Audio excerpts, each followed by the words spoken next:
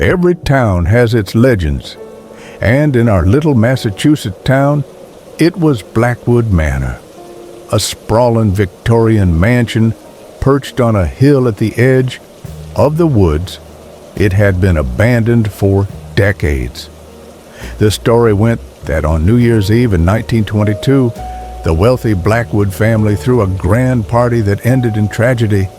Guests disappeared, screams were heard, and the next morning, the house was found empty. No bodies, no signs of a struggle, just silence. The house had been left untouched ever since. I wasn't the superstitious type, but when my friends dared me to spend New Year's Eve there, I couldn't back down.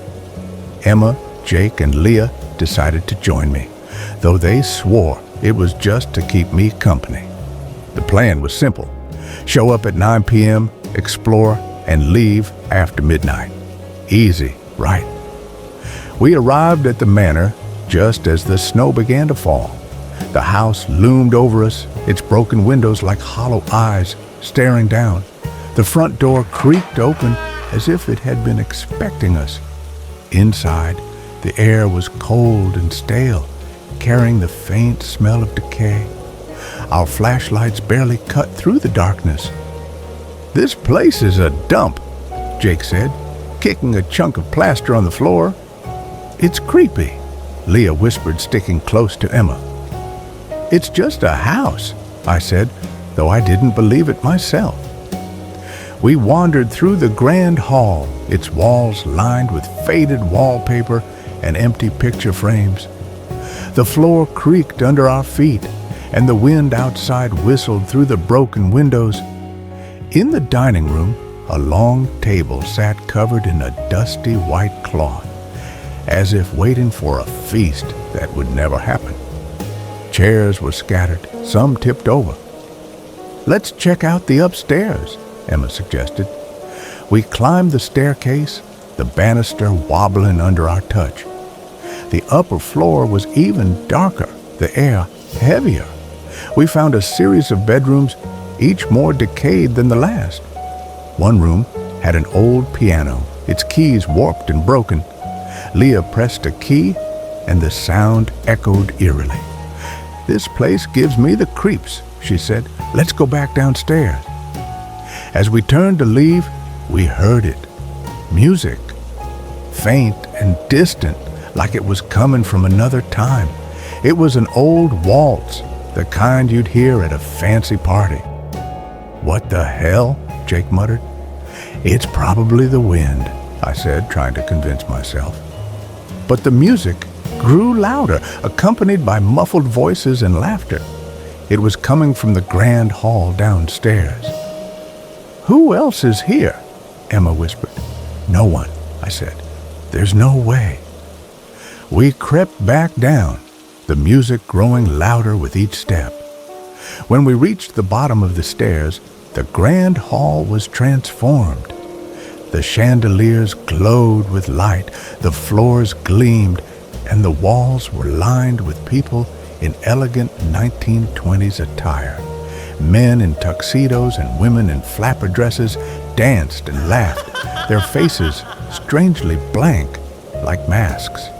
"Are you seeing this?" Leah whispered, clutching my arm.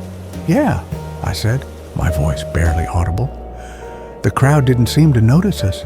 They moved gracefully, their movements almost mechanical. Then the music stopped. The room fell silent, and every head turned toward us. Their blank faces stared, their eyes dark and empty. "We need to go," Emma said, pulling at my arm.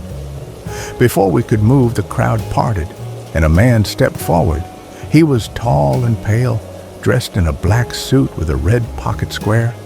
His smile was unnaturally wide, his teeth too perfect. "Welcome," he said, his voice smooth and cold.